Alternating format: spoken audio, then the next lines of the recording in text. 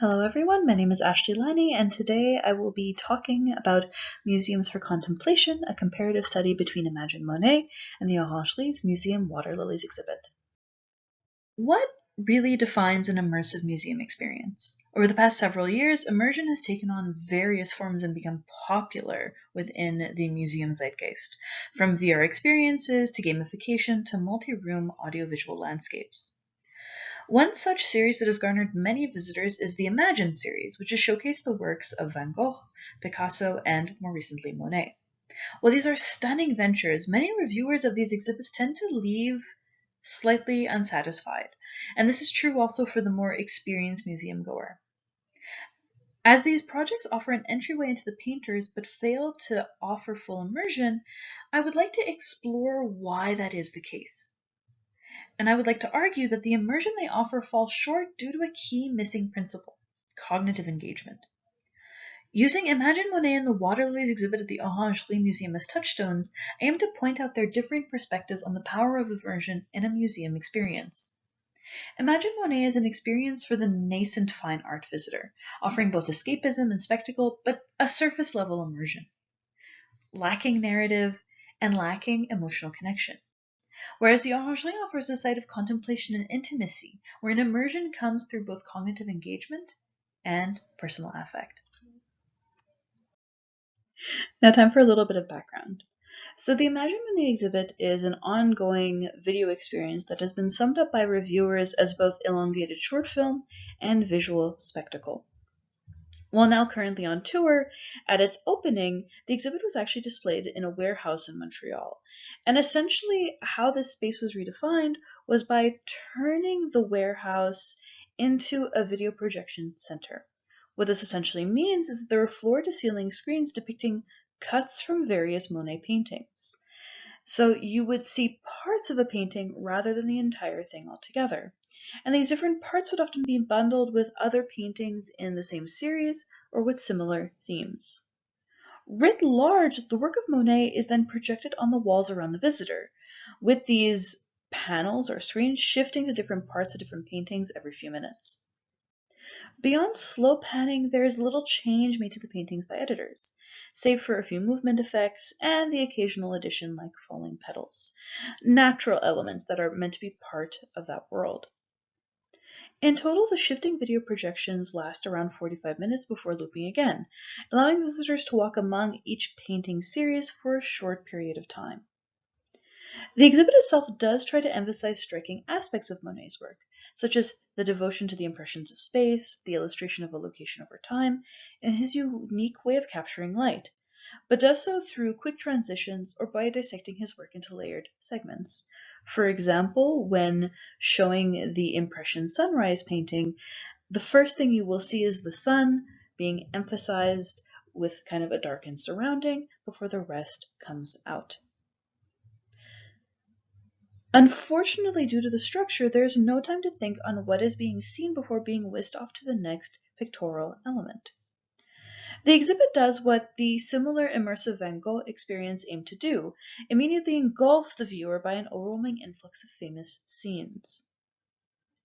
There is also audio accompanying these images, and they act to recreate what might have been heard by Monet when painting in these locations, or at the very least fill the exhibit goer with an atmospheric sense of wonder and place. Through these oral and visual elements, the visitor is meant to be transported into the world of Monet, but mainly, as has been described by Sam Counts, to inspire awe and surprise through spectacular design. By being so dwarfed in a space, you cannot help but feel in awe.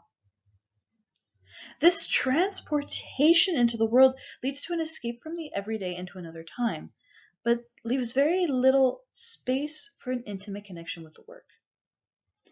In trying to make the viewer see and hear the world as Monet did, and to do so to such a degree, to see so many things at once, by escaping into the scenes that he portrayed, the exhibit aims to do away with experiencing fine art in a more traditionally confined way. It therefore lowers the threshold for entry. It is more about the world of Monet and what he saw than necessarily it as a piece of art. However, in lowering this threshold, it does limit the viewer to simple passive escapism. It is just about entering the world, it's not about engaging with it, making these visitors another element of the space rather than a person within it. In making the visitor another element of the space, the exhibit wants to make them a part of the canvas world, but it does this by asking them not to engage with it. In quite a literal way, the same projectors that bring Monet's work to life on the walls create similar images on a cloth in the center of the room, as you can see here, making the entire space a tableau that the visitor is meant to walk through and feel a part of. Again, they are an element of the painting. What this situation creates, however, is what Maggie Burnett Stogner calls theatrical immersion, where surround sound screen technology plunges visitors into the context of another life and time. In most other exhibit spaces, theatrical immersion functions as a means to heighten a visitor's contextual experience, specifically connecting them to a time and a place before asking them to engage with it through the narrative of the museum proper. In this way, the visitor is brought to the place and time that the rest of the exhibit's artifacts are meant to connect them to, and which text and curatorship kind of connect them to further. However, it does so by completely submerging an individual into the environment, making them a passive receptor. In a theatrical instance, much like in a movie theater, you are just seeing, you are just observing, you are not a character in the story. Theatrical immersion tries to create what has been described as escapism, wherein the visitor is brought out of the habits of their everyday life and into another visual reality. Now, the exhibit does this, and sort of aims for it, through an aesthetic experience, herein defined as the ability of an activity to absorb one's full attention and to arouse to a state of transcendence. However, this aesthetic appreciation, this aesthetic submersion, does not allow for true absorption of the environment. There's little expected of the visitor other than to observe and to become a part. The exhibit does not provide the opportunity to influence the painted world. It does not try to give further context of the world, at least not in situ. And it doesn't give them the opportunity to fully take in what these paintings mean before moving on to the next visual. Again, the brevity of it all, the way in which it's all set up, is more about admiration than about understanding. If museum visitor satisfaction is dependent on a mixture of education, aesthetics, and entertainment, as has been argued by many other scholars, then the theatrical experience of Imagine Monet offers only a primer to Monet's works. The exhibit itself only focuses on aesthetics and entertainment, in other words.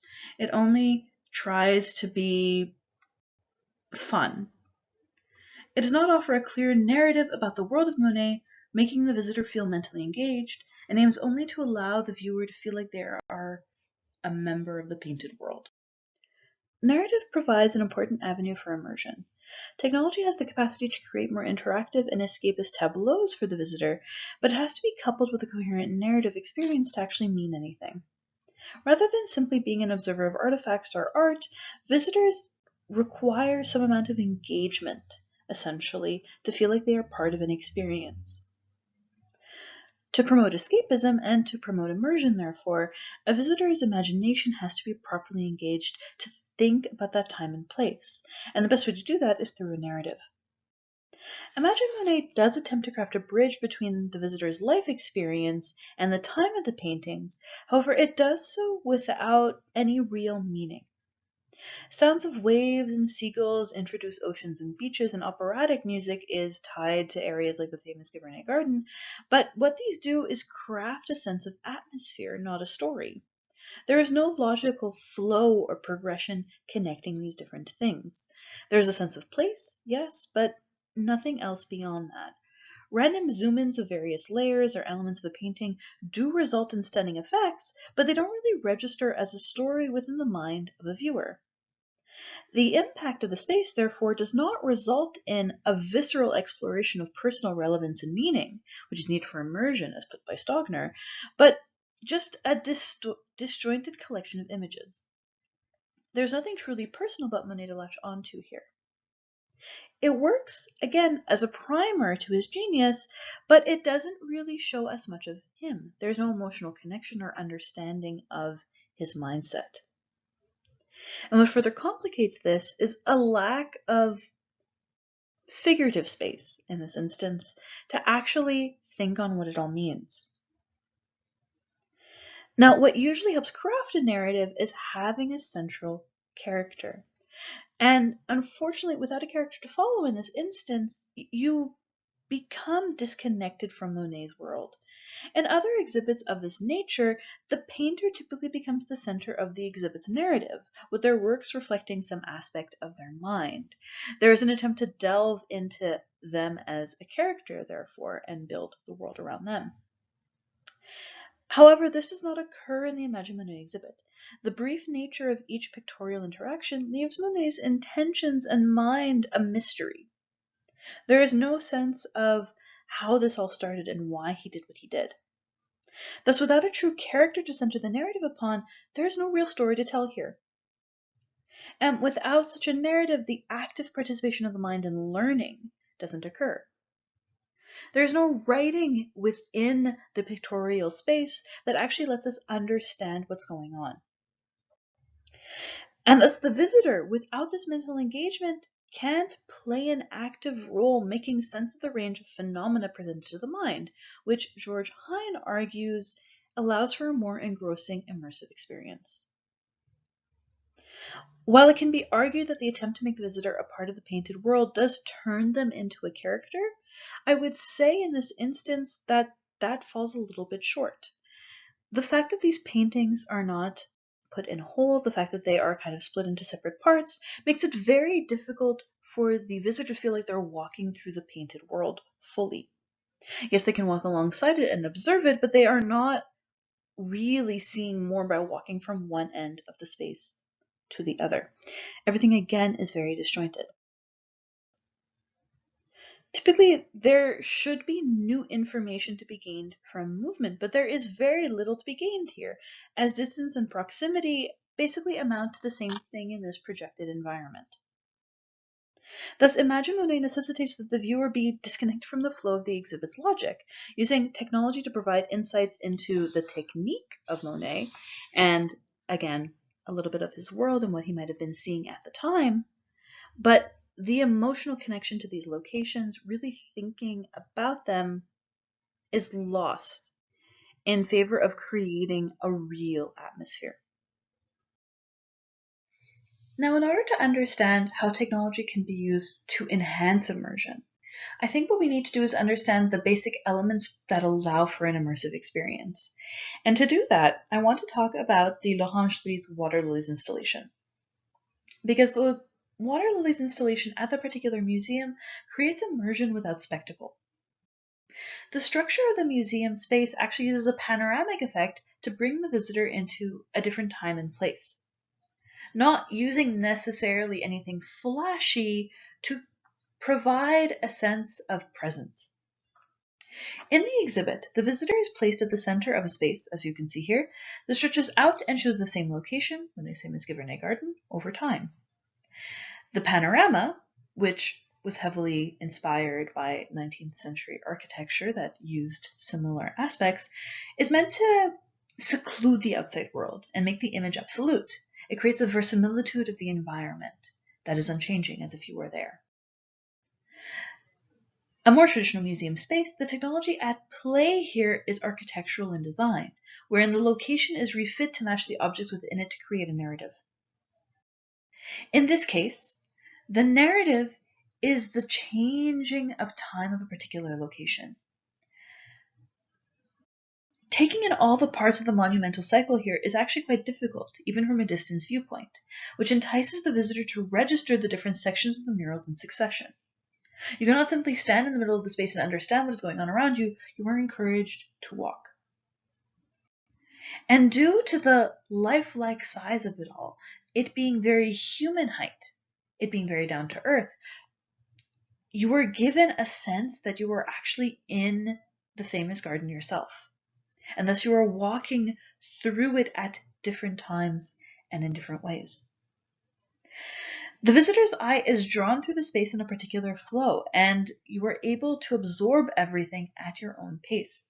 As put by Anthony Portuguese, when the mural's architectural interaction with one another is observed, the resulting effect is a spectral belt of color value, an optical gradient of relative brightness and darkness of color that allows the visitor's gaze to flow around the unified artwork.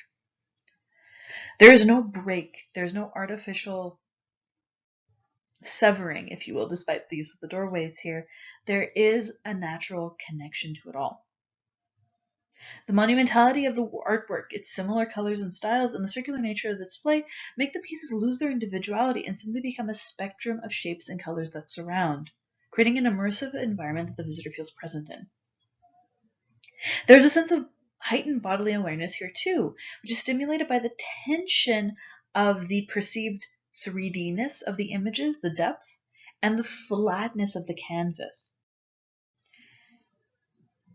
And with this particular sense of heightened bodily awareness, the visitor blurs the boundaries of the real and the imagined, of the artfully created and what it is based on. And in blurring these boundaries between where the visitor is and where the artwork is taking place, visitors are able to imagine themselves within that location. Thus, through that use of imagination and mental stimulation, and by being capable of walking through it and experiencing it in a lifelike way, the visitor becomes a character in that narrative of time. And they are the ones observing the changing of the seasons, just as Monet was. The experience is not centered on sensory wonder created through simulacra, but the imagination of the visitor. From this immersiveness, the water lilies then promote cognitive engagement through reflection. Active participation is an important aspect of the immersive experience and often works to create an affective bond between the viewer and the content.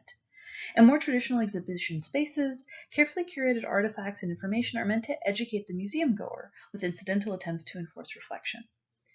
The orangerie enforces contemplation through its silence and its use of architecture instead. Within the center of each room are a ring of benches that encourage people to sit in the middle of the garden space, creating this sort of center-periphery dynamic between the artwork and the visitor. They are at the center of this world, and they are asked to sit and see it all as Monet would have. Additionally, before entering the space, visitors are also encouraged to remain silent observers, as if the piece would be disturbed by even the slightest hint of talking. As put by Stephen Brown, the silence is intended to work on the visitor's body, eliciting a disciplined performance of reflection. And what this does, as argued by Vinitsky, Sorossi, and Tiger, it creates a ritualistic silence that promotes a form of contemplation and commemoration. These paintings show Monet's love for his garden, and he wants a similar love to be present in the museum goer. In sitting in silence, as we do during other periods of remembrance, we are encouraged to think on the memory evoked by the painting and Monet's intentions. In this way, we also pay closer attention to the ways in which the images around us combine, and what about the location spoke to Monet to the point that he drew the space for over 20 years. Monet intended the exhibit, which he helped design, to be a haven of peaceful meditation, an affect which rings throughout the way in which the space is used. In meditating and being in the garden at Giverny, the visitor is in both Monet's world and mind and is given the chance to really admire the space and see it as he did. In allowing for this pocket from the noise of Paris, from the noise of the city, the Water Lilies exhibit creates an environment for the visitor that instills them with a sense of peace and asks them to focus on the art within the space. In places of worship and religious ritual, silence is involved in similar ways in self-transformation and connection with the world or divine around the worshipper. The Orangerie Water Lily exhibit attempts to recreate that experience through its silence and its structure, asking the visitor to embrace and be present in the moment and feel, rather than lose themselves within the space. So what can we conclude from this? A successful museum exhibit asks the visitor to participate in an environment and to learn, whether through action or through drawing connections between museum elements. Immersion then requires both affect, a feeling for the place through this mental stimulation, and an environment that one becomes completely present in. The aim of the Water Lilies exhibit was the illusion of an endless whole, of a wave with no horizon and no shore, as Monet put it, which acted as both a refuge from the city and a chance to step into another world, a break from it all. It was a singular location to experience and to contemplate and to meditate on. What Imagine Monet fails to capture in the same way is this feeling of connection and narrative. There is no element of contemplation in the space. In its speed and overwhelming sound, visitors introduced to the work of Monet but given little time to truly think of him or these places. The distinct lack of narrative and focus on spectacle can create a memorable touristic experience, yes, but not one that helps understand the love of place that is necessary to understand Monet. Immersive exhibits, if they truly want to become immersive spaces, must learn to expect more of their parishioners. Challenging or engaging the mind can take on many forms, can bring up many imaginations, but they must rely on a space to think. Basically, visitors need to be able to experience rather than just be submerged in sensation and expected to be passive recipients. And with that, the presentation is concluded. Thank you.